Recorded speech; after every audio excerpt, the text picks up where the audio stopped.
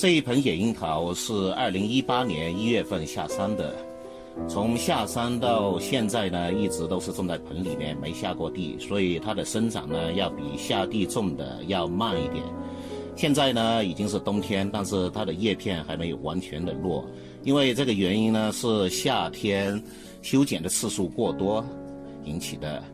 现在还挂着叶片的话呢，会影响到明年它发芽的时间，所以今天呢要把这些叶片全部给它剪掉，然后对一些枝条进行一下调整。摘叶的时候要留下一点叶柄，